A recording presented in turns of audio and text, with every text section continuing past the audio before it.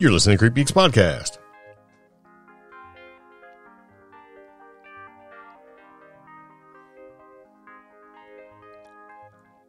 Today's podcast is brought to you by Audible. Get a free audiobook download and 30-day free trial at audibletrial.com/cheapgeek.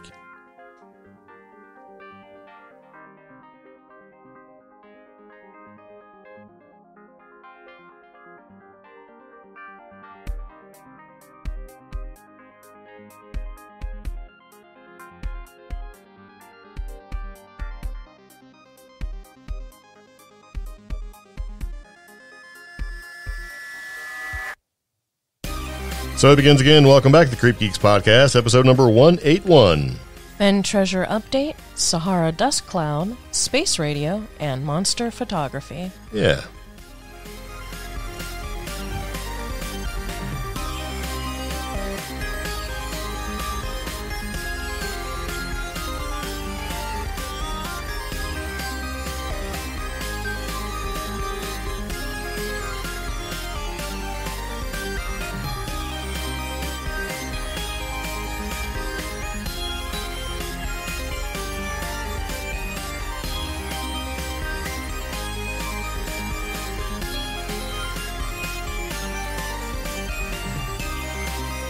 So it begins again. Welcome back to the podcast.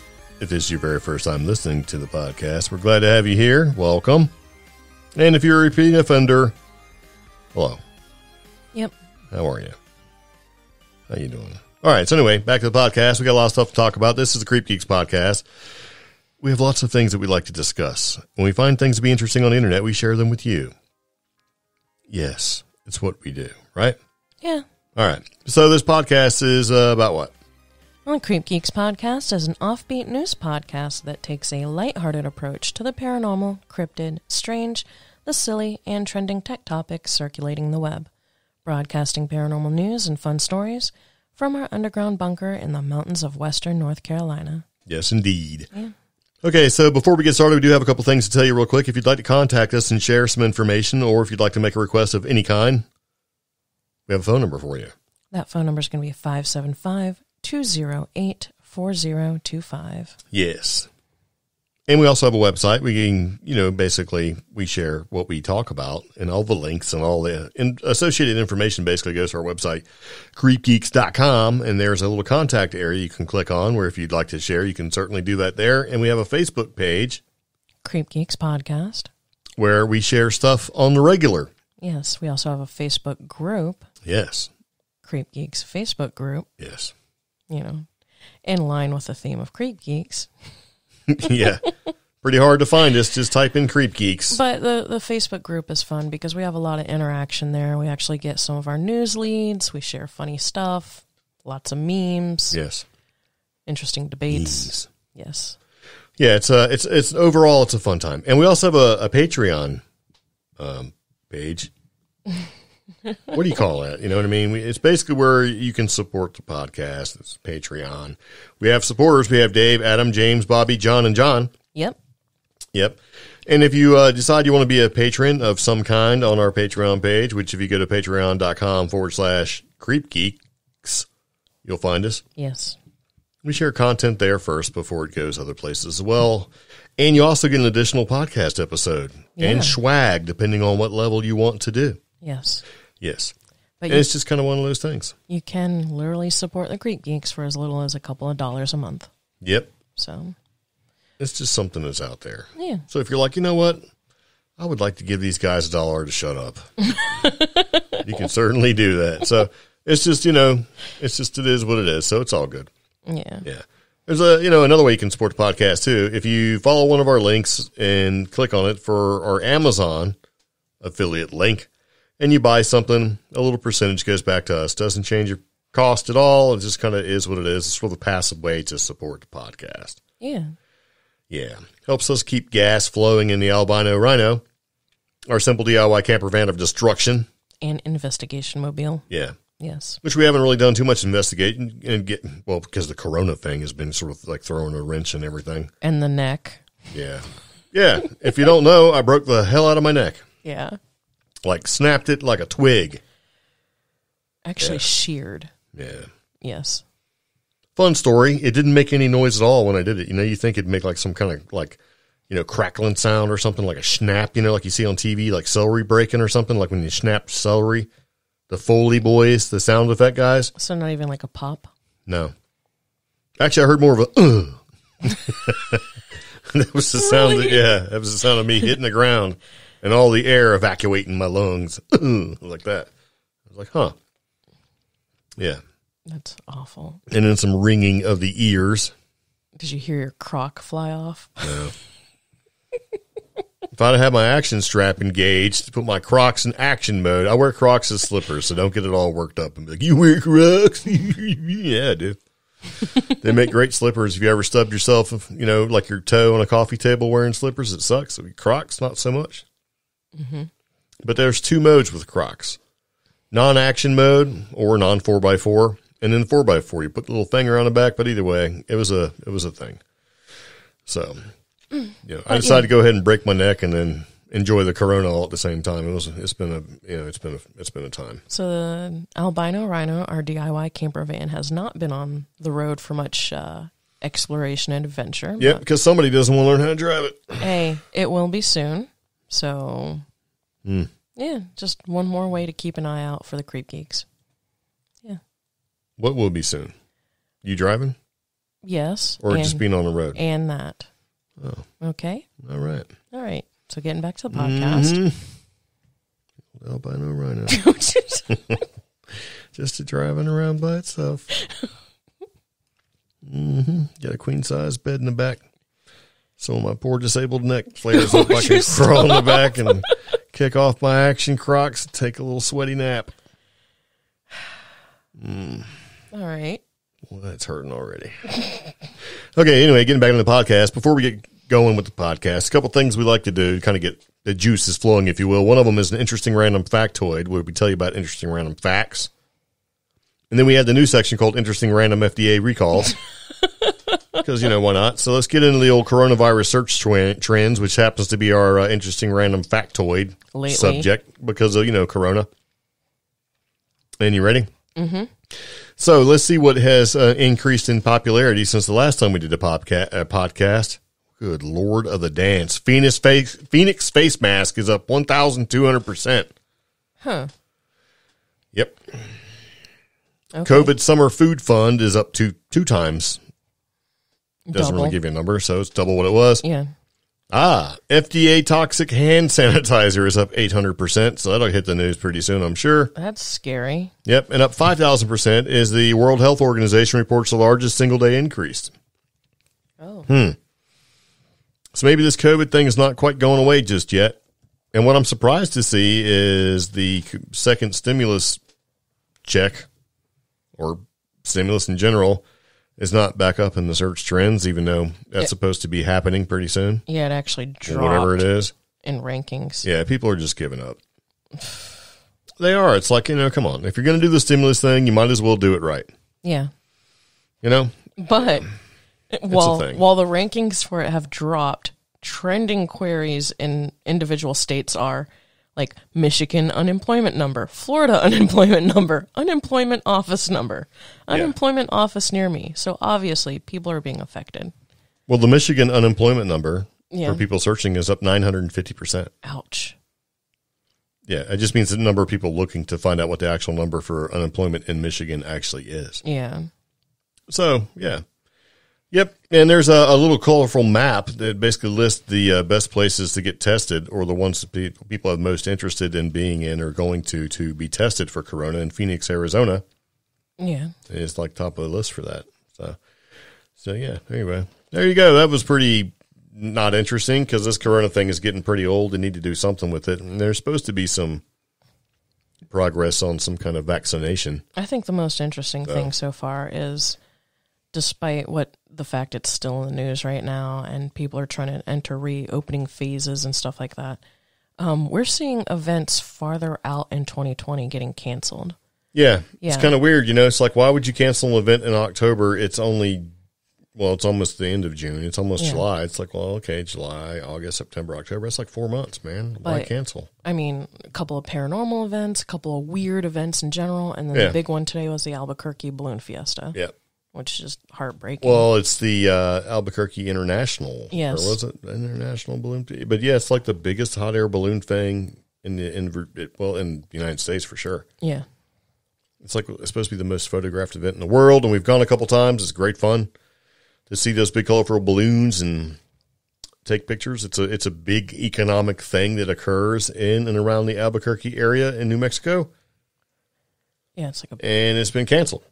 Man, I just remembered. Now, if you are a person who lives in New Mexico, as we used to, and listen to the podcast, probably because you know us or you found us, there is something else you can do aside from the balloon fiesta, which is not going to happen. Yeah. Yeah. You can actually go to the Trinity site in White Sands, New Mexico, where the missile testing range is, right? Yeah. And you can see and go in there and experience where the first atomic bomb was dropped. And, I can't say really it's the first one, but it's the one where Fat Man, Little Boy, and all that in World War II, and it's that, where they tested it, where the Oppenheimer gang sort of put it together. They do it twice a year. They do the first weekend in October, and they do the first weekend in April. Because July is just way too hot. Yeah. So you can go experience a place for free that changed the course of human history. You can drive onto the base.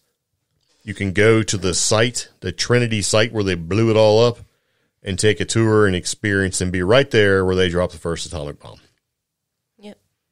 Yeah, we've done that, and it's worth doing. It's worth the drive. Historically speaking, like we said, there's no other place that has had that much effect on humanity that you can go to for free as like a tourist destination. Yeah. Yep. Well, it's kind of one of those things. Like, you can go see pyramids and all that stuff, but, allegedly, once the atomic bomb went off, that's when all them aliens start showing up. Yeah. Like, oh, hey. They just kind of hover over these sites and suck the energy out of the nuclear weapons. But it is it's a very good suggestion from us because, it's summer. Everybody's events are getting canceled. There's limited things you can do. White Sands is basically a carload of you and your family members and some social distancing. It's a thing that's worth doing. Yeah, unless they cancel it, which is a possibility. Yeah. But it is run by the government, so you'll have to wait and see. Yeah. If anything, they'll probably put it off as long as possible. So, yeah, that kind of sucks. Yep. Speaking of sucks, our interesting random FDA recalls. Ew. I just read one of them. So the other day we were looking around and we found some FDA recalls, and one of them is metformin. So if you've got type 2 diabetes, chances are you're taking metformin, and there was like these weird ingredients that are in there possibly cause cancer, like in a bunch of these, metformin drugs that are made by different companies. And they made an FDA recall, and we actually talked about it. We also found that with the FDA recall, right? You can go to fda.gov/safety/recalls. You can find a whole bunch of stuff, and we started talking about them. Yeah. Right, and there's some new ones. So the first one that make the list, is what we're looking at, is the basically North Star sweet and salty caramel trail mix. Okay. Or caramel, however you want to pronounce it. Salmon, whatever. Yeah. And the reason being is they have undeclared cashews in there. Which I like cashews, so that'd be like a bonus. Like, yeah. What? There's extra cashews. I like this. And it's like, nope, these are undeclared, so it's a recall. Yeah. Which makes sense. And then here's the Hy-Vee incorporated garden salad in a bag as potential cyclospora contamination. That's awful. I don't know what it does, but I'm sure it gives you the poops at a minimum. It's true, though. And then you got Gordon Choice imitation crab supreme style. Yeah. It sounds like some kind of song or something from North Korea. Imitation crab supreme style, right? Mm-hmm. May contain undeclared egg white. I thought it was going to say may contain crab. Because, see, this is imitation crab, which is not real crab. Okay. Only the finest quality imitation crab meat, right? Yeah. Yep. May have some egg whites in there. So if you're allergic to egg whites, then there you go. But here's something that you might want to pay attention to. Fresh Express These guys make bag salads. So if you go to like grocery stores or Walmart, you'll see them in there. Yeah, we actually get this Yeah, one. we actually get the Southwest chopped kit because it has like everything's in the bag, man. So you can feel like you're doing something good as you slather it with all the sauce and stuff on there to make it less healthy. And it may have undeclared wheat, soy, cashews, and coconut. Which, in my opinion, is a bonus. Yeah, I mean, I'm like, hey, man, this salad's pretty filling. But why would it have cashews? This one is a gross one. I want to read this one. This is Hill Country Fair, pink lemonade, citrus punch, fruit drink, and grape drink. Yeah. Undeclared milk. Like, this pink lemonade's milky. Ugh. Little curdle. Well, here's the good one. This one came about as of June 18th. Robitussin for cough and cold products has incorrect dosing cups. It's like a whole shot glass. Yeah. So it's like, it sucked down 5 of those things, and you're like, man, this stuff's pretty powerful. You're taking the wrong dose. Or imagine like dosing your kids. Where it says like a teaspoon, you're giving them like 3 or 4 tablespoons. They're zonked out on the couch. You're like, this stuff's great. Yep. I don't know. So anyway, we thought we'd like to, share some of those things. We came across like recalls, market withdrawals, safety alerts, that sort of thing when it came from the FDA, recall. Yeah, and it falls in the Creep Geeks realm because it's weird. Because some of these, it's like, how does that happen? And others, yeah, like how do you get like, milk in your lemonade? Yeah, or grape drink. Ugh. Yeah, it's delicious. No. Yeah, I mean, chances are the same place that makes the drinks also maybe does milk. And maybe they just didn't clean it or they found the milk in there, whatever, man. Either way, it's just still gross as hell. So, So, yeah, moving back into the podcast, we're going to talk about some things that we're going to talk about. And some of the things we're going to talk about is something like this. We talked before in the podcast, many times before, about the Fenn treasure. Right? In New Mexico, this dude, Fenn. Forrest Fenn hid a treasure. Estimated value of over $10 million, and he wrote a poem about where to find the treasure. So you have these treasure hunters that go out there and they go look for it. And of the treasure hunters, I'm sure there's way, way more treasure hunters that aren't out there in the public eye. They go out and look for it. People do this for weekend adventures or whatever. There were several treasure hunters who died in the quest of trying to find the treasure. There were also a couple who caused issues, with being rescued and have to go back and be rescued again. So it became a little bit of a thing, a little bit of an annoyance where people were like, well, you should probably give people hints. And then, maybe the possibility of being sued, this Forrest Fenn guy. Yeah. Who is an eclectic art dealer, as in he's eclectic and he's an art dealer. Give an example. He owns property. His house is basically in the Santa Fe, National Forest. His family used to own some businesses along Route 66. Yeah. He's also a published author, blah, blah, blah. Yeah, and, I guess the state tried to take him to task for digging up, like, Indian burial remains or whatever on his property there and tried to fine him or something, and that didn't work out because technically his house is his property, and it just happens. And plus he reburied the remains, and they didn't have a search warrant, so they just basically blatantly went onto his property without a search warrant. And so he's got a little bit of, notoriety about him. And, people were kind of bringing him to task with this treasure, and people are dying and stuff. And he's like of the adage, well, hey, too bad. Right? Mm-hmm. But here recently, he's come out and said the treasure's been found. Right? Yeah. And it's been found by a person who doesn't want to be named, and they don't want the limelight, and there'll be pictures to come and all this stuff. And it just like nobody got anywhere close to finding this treasure at all. And now all of a sudden it's been found, after the possibility of him having lawsuits filed against him and, the state taking up sort of like a more specific interest towards bringing him to court for, I guess, negligence or whatever. Now magically it's been found. Yeah. And in our last podcast, I think it was actually 2 podcasts ago, we were like, that's pretty fishy. Yeah. So it's like fishy Forrest Fenn and his treasure. Because I'm like, something's not right. And here we go. And there's an update. And this happened to come across Mysterious Universe, which is a pretty cool podcast to listen to after you get done listening to ours, the CreepGeeks Podcast, right? Mm-hmm. By an author by the name of Paul C. Byrne, who we follow because he wrote the previous articles. And when it comes to Forrest Fenn and his treasure update, since we were living in New Mexico for a while, we have an interest in it, but it is an interesting thing. It's buried treasure, man. So he announced, Forrest Fenn, that treasure been found. Right? He buried this treasure in the Rocky Mountains in 2012. Yeah. Nobody got anywhere close to it. All of a sudden, it got found.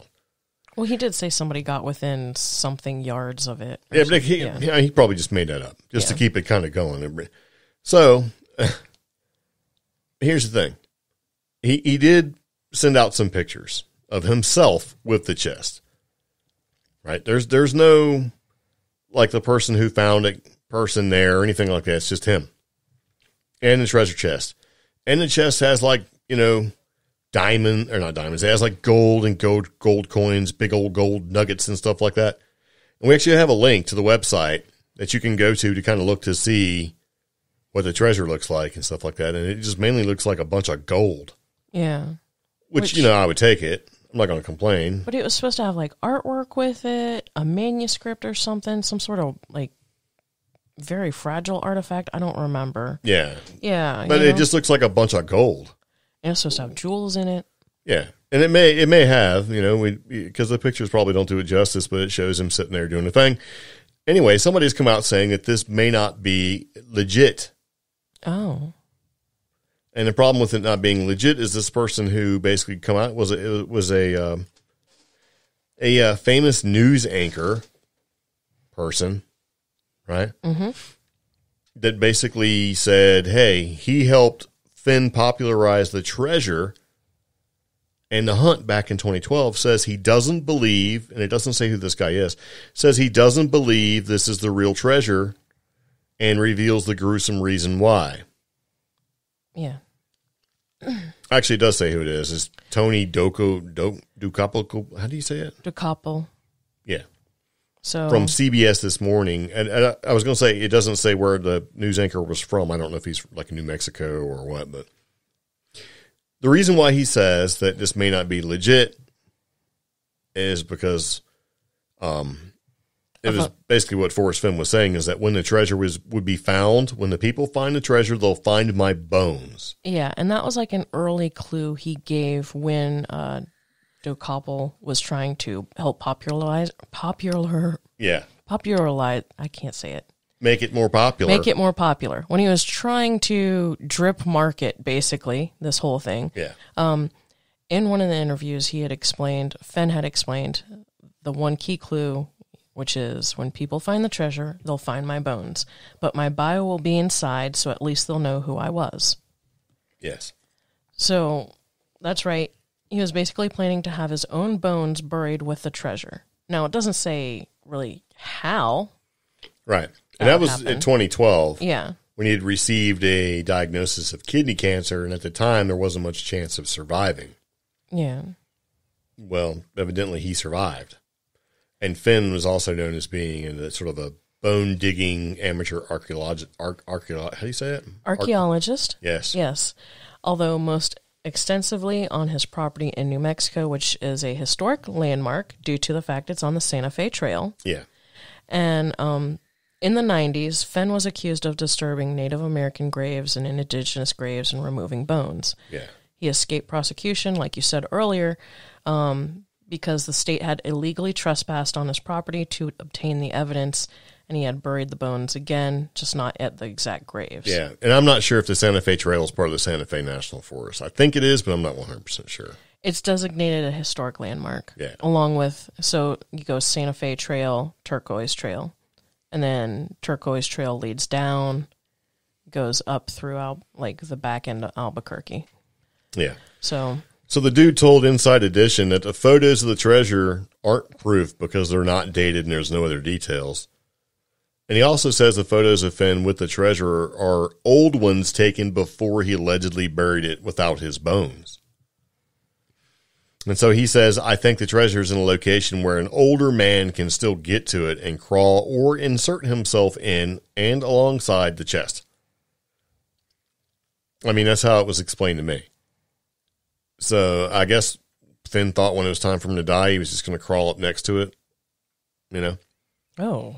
Like wherever the treasure is, and just kind of, because the way the treasure pictures and some of the descriptions kind of lay out is like Fenn was like the chest had been left outside, like it was out in the open or something. It's like, oh, it's a little faded because it's been outside. It's like, I don't know.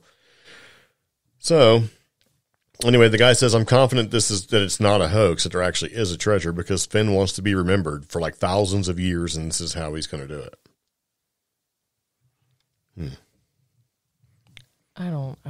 I'm not buying it. I don't know, but it looks like Fenn's treasure hunt isn't over yet. So until somebody comes out and says, yes, I was the one who found it and I didn't want to be identified or whatever, then there's always going to be this speculation as to whether it was for real or not. But it's like something was fishy about this whole thing. And it only took not even a week or two for something else to come out and say how fishy it is. I don't know. But I mean, come on, man. It's buried treasure, hidden treasure. You have to solve the riddle. Like, I'm looking at the some poem or whatever. Some of the external clues in the photographs, and I'm sitting here like, I wonder if this was at that one pull-off we always went to when we were going through Jemez to Valles Caldera. No, because it says Rocky Mountains. Those aren't the Rocky Mountains. Dun, dun, dun. Is Bandelier in? No. Okay. I don't know. Maybe. I have no idea. Okay. So anyway, we want to put that in there because it's treasure, man. It's interesting. And I was trying to think of that treasure hunter guy, One-Eyed Willie. That's his name, from the Goonies. Yeah. Remember how he went looking for the Spanish galleon treasure and all that stuff? Did you ever see Goonies? Yes. Because, you're pretty young. Why'd you stop? Maybe you don't know. The whole Goonies never give up. Never surrender?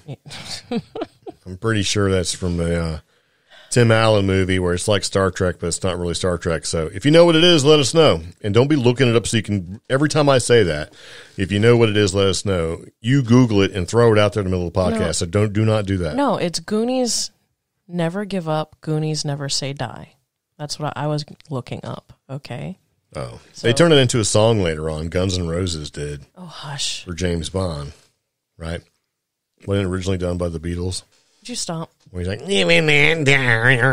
does all that stuff, back before Axl Rose became Fat Axl Rose. Would you stop? It's true. What is? He's a large fella. Have you seen him? We all go through a fattening stage, I think. I'm in mine right now. It's Corona. We've all been holed up watching TikToks and looking at stuff on the internets, right? Mm-hmm. Yeah. Some of us have probably fatted out of our clothes. Yeah. 2020 is known as the fattening. Shut up. Hey, that's a good one, guys. Write it down. Go ahead and document that. Hashtag the fattening. Okay, moving back into the podcast. We're going to talk about some other stuff, but we thought that was pretty funny to put in there about the Fenn's treasure. Right. Mm-hmm. And so it is if we don't have enough stuff to worry about. There's like some reoccurring satellite sort of radio wave burst, right? That's coming from space, is blasting us like every 157 days. That's from space. Frequent. Yeah. Well, I'm sure. I mean, 1 in a million is not frequent, I guess, but it could be. This is every 157 days. So where's Jodie Foster? Right? Was that movie called Contact? I think it was called Contact. Uh-huh. Yeah. Fun fact, we went to the Very Large Array, which has those large radio telescopes, and took a tour. And, surprisingly enough, I was not the first one to talk to the tour guide lady and say, hey, where does Jodie Foster work? But she got so stupid mad. She was like, you say it again, I'm kicking you out. Yeah, you weren't the first, but you were sure the first to ask her 7 times. No, I was like, is Jodie down there? Can we see her? Yeah. But, is this where she ate lunch? Is this where she worked? Yeah. Well, okay, so we showed up, and we were with a youngster named Dennis, and we showed up, and we didn't even know that they had tours. We were just going to go look at them, and this lady came out the door as we got out of the car and said, are you my 1 o'clock? So I said yes.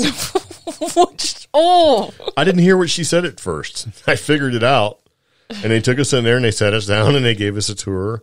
And a little presentation and stuff. And at the very end, they figured out that we were not the 1 o'clock because a busload of pilgrims showed up.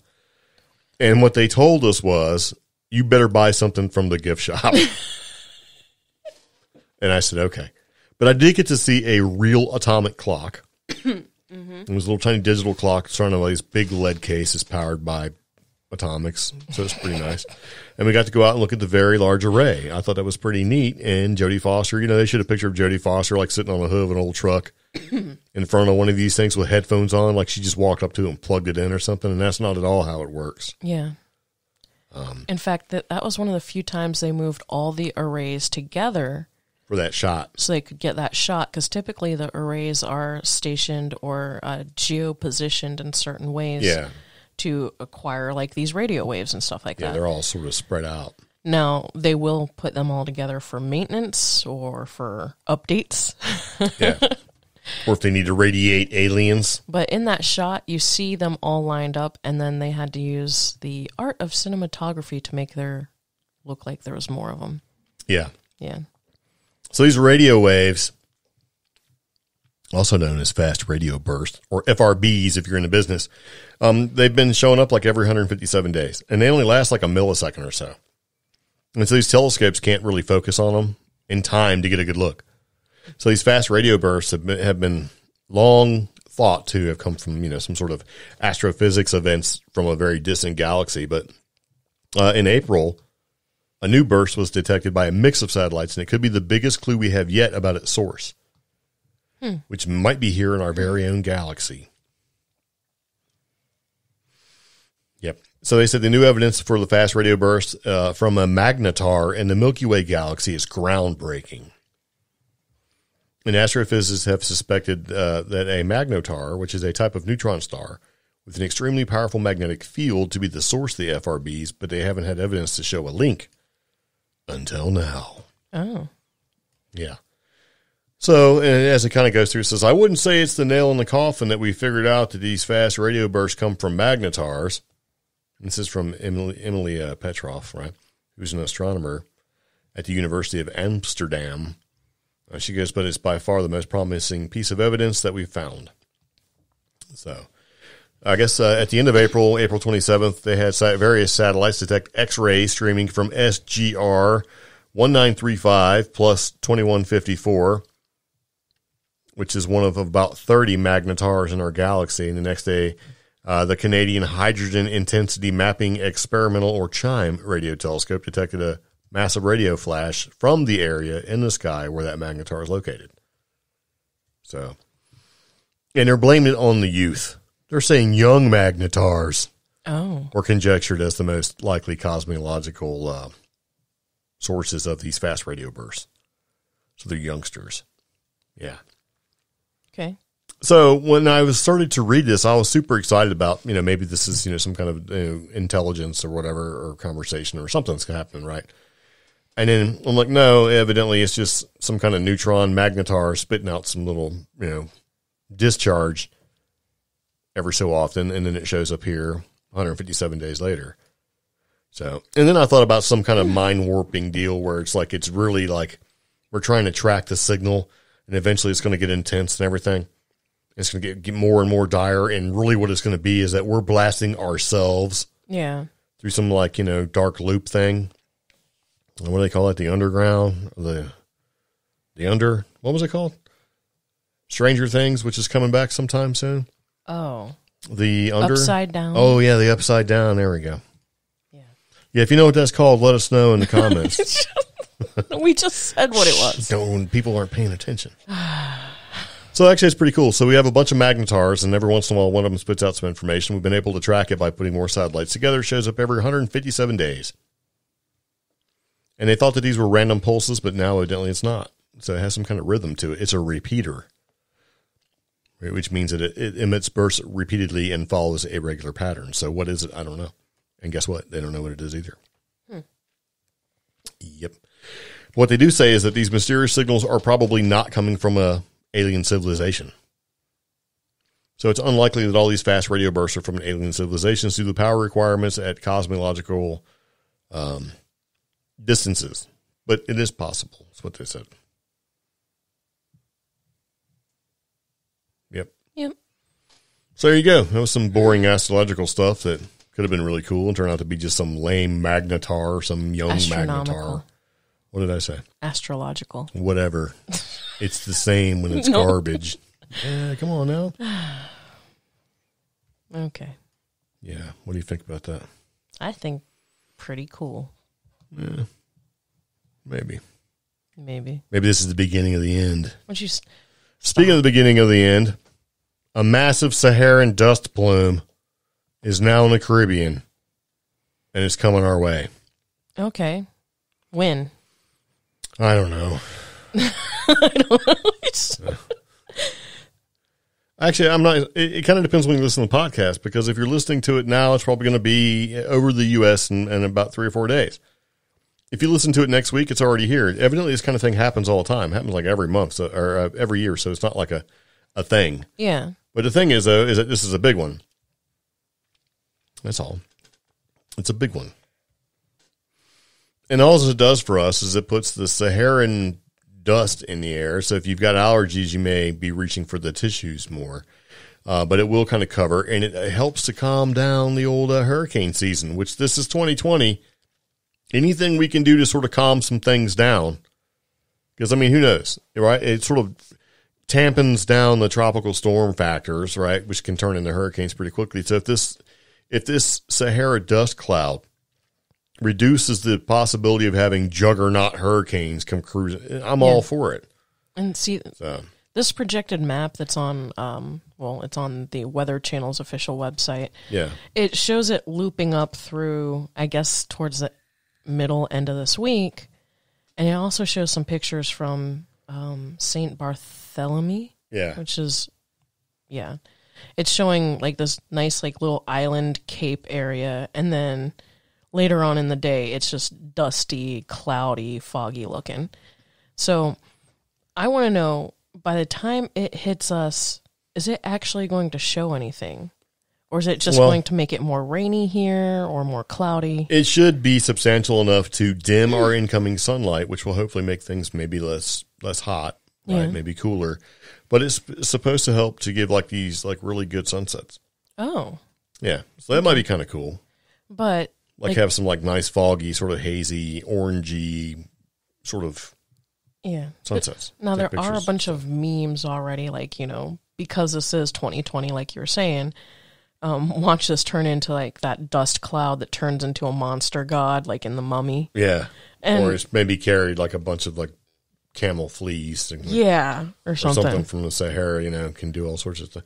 Going to cover some things with some dust. The problem, though, and this is one thing I have noticed, it can cause these blooms, these ocean blooms, which can cause the bad algae blooms that can happen. It can really sort of mess up like the Chesapeake Bay and the Gulf and things like that. So sort of toxic algae blooms in the water, like in the ocean, you know? Yeah.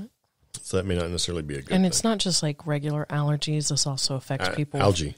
I know. I'm talking about the algae blooms. I know. But you're talking about allergies. That's two different things now. Earlier you were talking about allergies. Yeah, okay. They're also warning that not just allergies, it's going to affect people with asthma, which is me, and it may affect people with COPD. Okay. So, yeah, if you breathe, you may be affected by this, basically, if you have a hard time breathing or are sensitive to it. So we have algae, allergies, dim skies, and just dust. Yep. And gosh knows what else it might actually do. Who knows? It's 2020. Fast radio burst. Yeah. Let's throw some magnetars in it. So, yeah, I don't know. So it's kind of one of those things. So what they're saying is like a 5,000-mile journey from the Africa to the U.S., and it's supposed to be heading our way. And it's supposed to be here, I guess, maybe midweek. So it'll start hitting our, I guess, from the south, middle of this week. And then for some reason, I have a map from WRAL, which is a local meteorology group. They're saying the dust will hit around the upper East Coast by Sunday at 8 a.m. There you go. So if it's all doo-doo brown outside, it's probably because of the massive Sahara dust plume. Yeah. Saharan dust plume. It's just going to make it brown and foggy. Yeah, they looking. have this weird blue and white map thing right above New York, and it says Sunday, 8 a.m. Like, okay. It's like at least they can, you know. But and the thing about really makes it worth talking about, this is the thickest it's supposed to be or has been or will have been in decades. So it's crazy. Computer plays like ads and stuff. I'm trying to like be super quiet, but yeah. So it's going to be some gray days if you're towards the Midwest and the East Coast. So Yeah. Who knows? But I was hoping it would be enough to make it like less humid and be nice and cool. But I don't think that's going to be the case at all. No. So that's terrible. Yeah. All right. So as we move back into the podcast, I'm going to talk about more stuff. And here's something that seems to be a problem that plagues lots of people. It's taking pictures of monsters. So this is from Nick Redfern, who kind of, has a little bit of a thought with this whole thing. And it's sort of a thing. And it's been an issue that a lot of people bring up. Every time you see a weird picture on Facebook or anywhere else and it looks slightly blurry, people will comment like, ooh, that's amazing. And then the other people will comment like, for the love of God, man, couldn't you have held a camera down? Yeah. Steady. Or maybe couldn't you have pressed the focus button, so we can get at least one clear picture. Right? Yeah. Or the video, and it only shows exactly 4 seconds of video. It's 2020, and you filmed this with a freaking potato. Yeah. And we've talked about this in the past, that if we're ever out in the woods, I'm not taking pictures. I'm going to be doing video. Simply for the fact that, pictures like one at a time kind of thing. Video is like going to be 30 frames per second, maybe 60 frames per second, maybe 2K, 4K, 1920 by 1080, something big. Yeah. And I'm going to try to be as still as possible. But this kind of brings up a little bit of a different point. Like maybe the problems with taking pictures of monsters isn't a problem with the gear or the person per se. Okay. Because some of these cryptids have like an uncanny ability to avoid being caught on film. So these cryptids, which range amongst various species types, because we have Bigfoot, which is obviously ape. We have Loch Ness Monster, which First off, how dare you assume Bigfoot's whatever pronoun or genealogy or whatever. Okay. Genus, species. Okay. Ape family. Okay. I'm not going all the way down. Maybe. Okay. Ape family, humanoid. Let's just say bipedal humanoid, hominoid. Or yeah, hominid. which is I'm still correct. Okay. If she's not, let us know in the comments. All right. Getting back on track. This article is going into, you totally derailed me.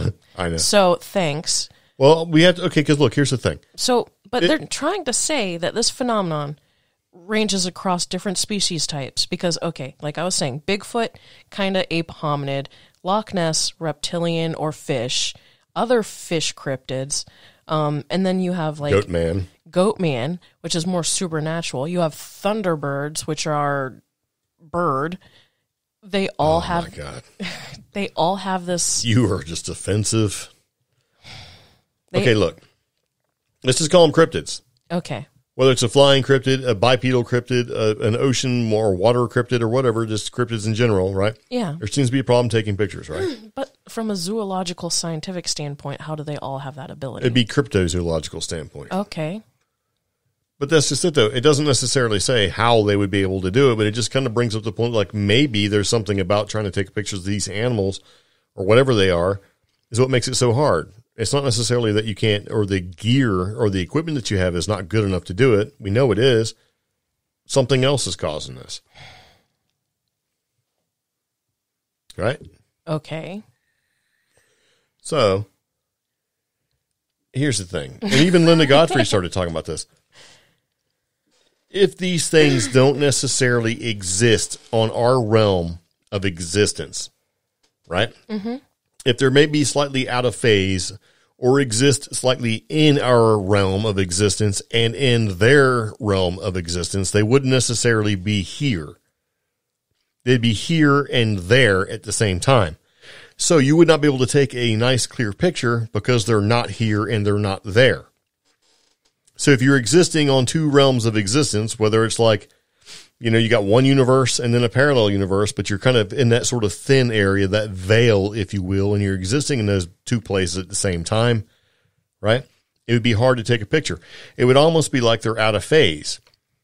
And if they're out of phase, right, then you wouldn't be able to lock focus. And that's kind of what they're looking at there. It's like, and when I started reading through the article and it kind of brings up some of the things, I decided to skip the rest of it and bring up my own positives. Like, if you're not here and you're not there, it's hard to take pictures of. And, Linda Godfrey brought up, the idea, like you sometimes, like when you see like a dogman, for example, is like little small balls of light and weird other phenomena that happens at the same time which may lend itself towards, fueling the idea that it's hard to take a picture of a cryptid because they seem to somehow or another have a strange phenomenon where they can't be captured correctly. You know what I mean? Okay. Yeah. I'm having a hard time accepting that.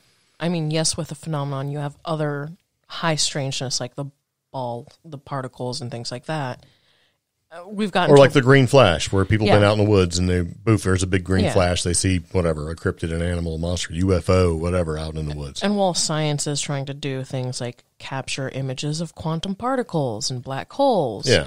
Those are scientists, but it is a very large leap for me to take. Well, yeah, sure. entertain. And, some of these things cause other issues. Like, you can spend all this time trying to take a picture. As one person said, it took like multiple pictures, but like 5 of them were blank. Right?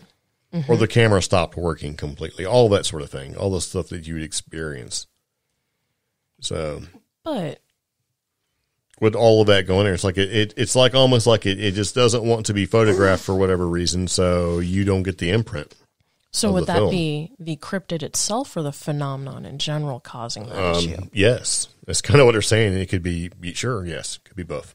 I don't know. I would lend more acceptance or listening to, evidence or argument that it was the phenomenon rather than the individual cryptid itself.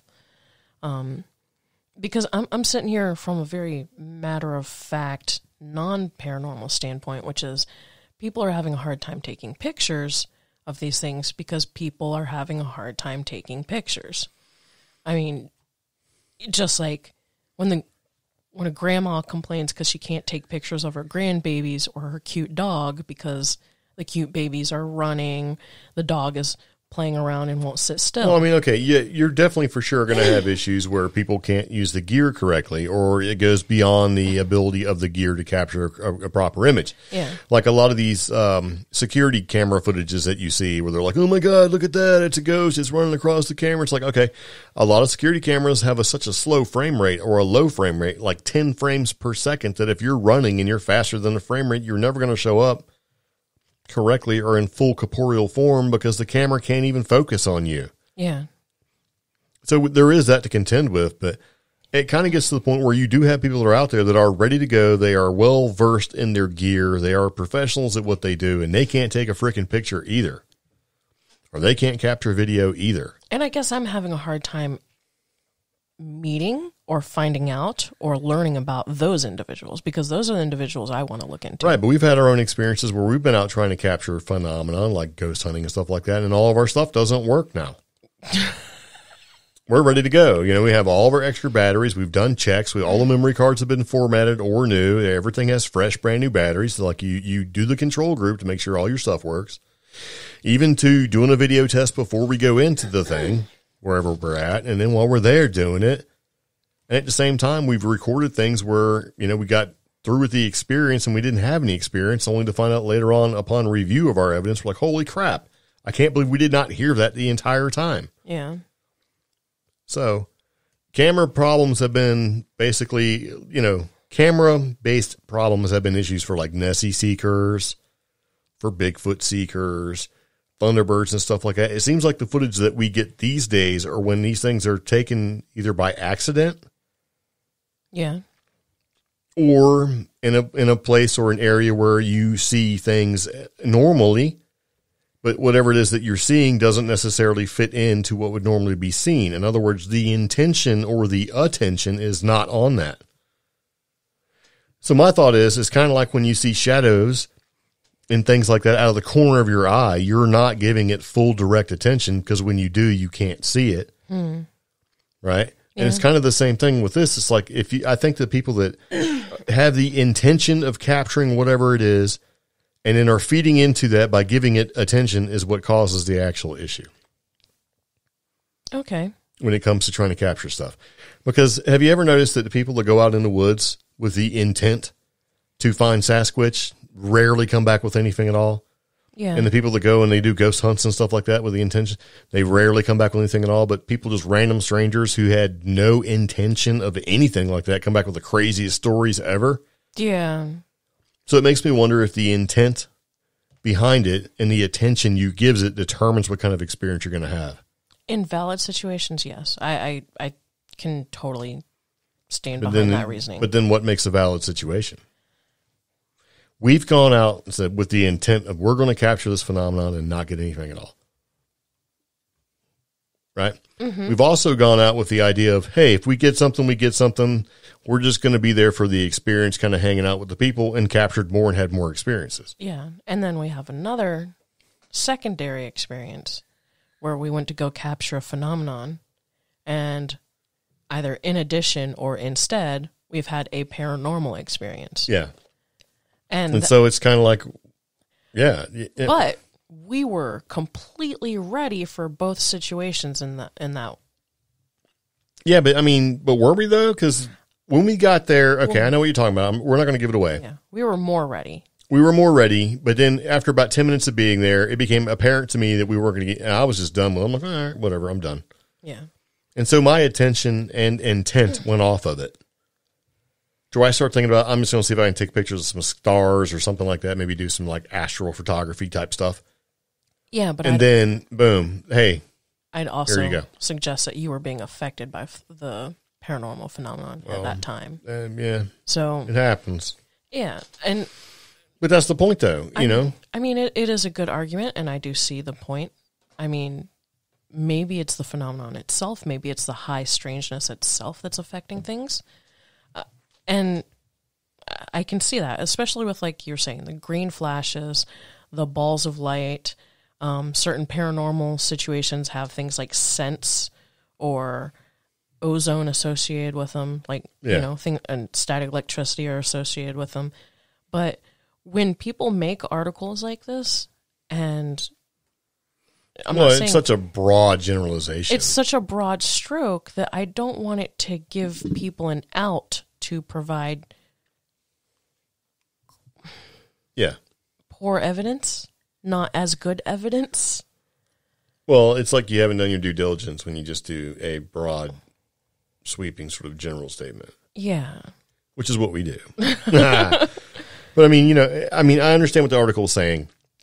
And the article kind of goes into talking about when people try to capture a phenomenon, things go wrong. Even when they're ready, they go wrong. And when they're not ready, they go wrong. It's like once they have the intention of trying to do it is when things go south. Yeah. It just doesn't work.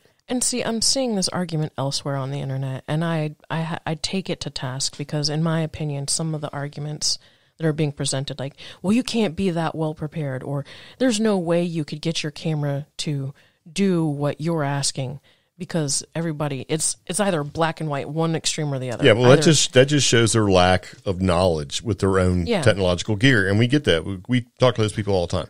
Like, I took pictures of the Brown Mountain lights. I used the best gear I could, and even then I was limited because it was clear I wasn't going to get the best evidence.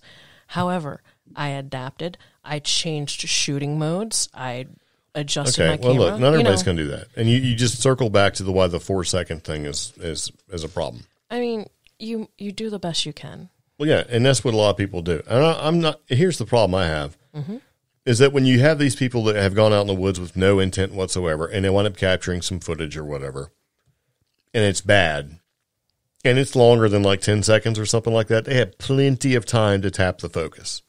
Yeah. To lock focus, And I get it, but like a Sasquatch and stuff like that, if you're hiding behind a tree, it's really hard to focus on it. And focusing on things like fur and velvet, things like that can cause issues. But it's still, at the end of the day, why would you film something for 20 seconds and then out of nowhere go all crazy with the camera? You know what I mean? It's like, if you are out in the woods or somewhere where you experience some kind of phenomenon and you have the ability to use your phone or whatever it is you're trying to use to capture the experience, hold still.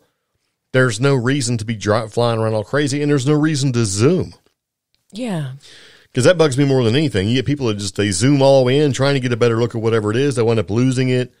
The camera can't obtain focus anymore, and it becomes sort of an issue where their lack of experience in whatever gear they're using just as a whole causes whatever wonderful footage they've captured to turn into garbage shaky cam crap footage where it's like people are like, oh, it's fake. The more you zoom, the more severe your camera shake is going to be. Especially if you have a garbage camera. You know, if you're zooming in and you get to a certain point, you know, the digital image becomes interpolated and blown up to try to show you what it is. And effectively, you're just looking at bigger pixels instead of bringing the image physically closer to you by means of a mechanical apparatus like a lens. Yeah. So, yeah, it's a thing. But when I read the article and stuff, and I'm like, okay, I get kind of what he's trying to say, that, you know, sometimes the thing just doesn't want to be captured and it just won't happen and it causes all these problems. But, you know, I kind of think that I like the idea that maybe one of the reasons why it's so hard to capture is that whatever it is that you're seeing is not here and it's not there. It's sort of in between. And when it happens and you can't capture, that's fine. It's sort of out of phase with everything. Because that explains a lot. That would explain how people can see Bigfoots and Sasquatch and Dogmen and Thunderbirds and stuff like that. The veil gets too thin. This thing pops in for a while and then winds up popping back to wherever it came from and it's gone. Well, like, I mean, you have people that like go running up to this thing or go trying to find it and it's there and then they turn around and like not even a millisecond now it's gone completely and they're like, oh, it's gone. Or like the Thunderbird sightings where the Thunderbird or rock is just completely unfazed, or the pterodactyl. Yeah, it's just doing its own thing, doesn't care. Yeah. It's being a bird flying along and it's like, well, you know, it's just gone. And you just see some weird things that can't be explained. But I do think that some of the stuff that you see where it has really good footage and you're like, oh, okay, that's a little crazy. Where it is nice and stable and the focus is great. And a lot of that, you know, that you see that's captured and you can't describe what it is may just be man-made or government or something like that, or it's really not what you think thing. it is. Yeah. So you can actually capture it. So it seems like if it really is out of this world and is a paranormal experience, it's not going to make itself easy to catch. Not that it necessarily knows what it's doing or anything, just the situation itself lends itself to where it's going to be hard to capture that evidence. Yeah, because I have a hard time believing Lizard Man, Nessie, and Bigfoot all have the same superpower. Yeah. You know? And what if it's not even controlled by them at all, right? Yeah. What if it's just, since they're a product of another universe or parallel or whatever sort of thing, yeah, they just naturally cause a problem. It'd be like if you just radiated radiation wherever you walk past a TV, you're going to make it go out. You know what I mean? Yeah. If you walk past the radio, it's going to get all fuzzy. If you walk past a cell phone, it's going to drop the call, that kind of thing. You know, if that's your natural sort of state, and that could possibly be the way too, because, if you think about it, if you exist in a alternate parallel universe where you're slightly out of phase, that may be the problem. Okay. You know what I mean? Yeah. It's like you're in between radio stations where you can see it and hear it kind of, but it still kind of sounds fuzzy or whatever. But if it was like one click to the left where it was like 92.5 and then you're sitting at like 92.6, but 92.7 is the next station. If you're in between 5 and 7, it's really terrible and hard to discern what it is. You can hear it. But then when you go one way or the other, you just lose it completely. I don't know. It's like it's hard to fine tune. You can't fine tune what's not here and what's not there. 100%. Yeah. So I don't know. But anyway, there's supposed to be a good book to look at, which is like Linda's book, Linda Godfrey's book, Monsters Among Us, an exploration of otherworldly Bigfoots, wolfmen, portals, phantoms, and odd phenomena. Probably goes into great and agonizing detail, probably saying the same thing. In full disclosure, I have not read that book at all. I don't know. Okay. But I mean, she's done some good books like Beast of Bray Road, Michigan Dogman, Werewolves, and things like that. So it's entirely possible that she may have a much better explanation. I don't know. Okay. Kind of hard to say. If you want to get the book, it's like $700 on Amazon. What? No, it's not that expensive. It's okay. You could get it like on audiobook if you have Audible. If you sign up for a free trial with Audible that we have, like if you use our link, you can get it for free. It's one Audible credit. So it's like one audiobook credit because you get credits when you sign up for a free Audible account. And so that book was Monsters Among Us, an exploration of otherworldly Bigfoots, wolfmen, portals, phantoms, and other odd phenomena. Came out in 2016. And as I click on it right now, I'm going to add that to our audiobook collection. Oh, okay. Yeah, because I have 11 Audible credits. Because I'm not smart enough to know that I should probably be using these, so I'm going to click it.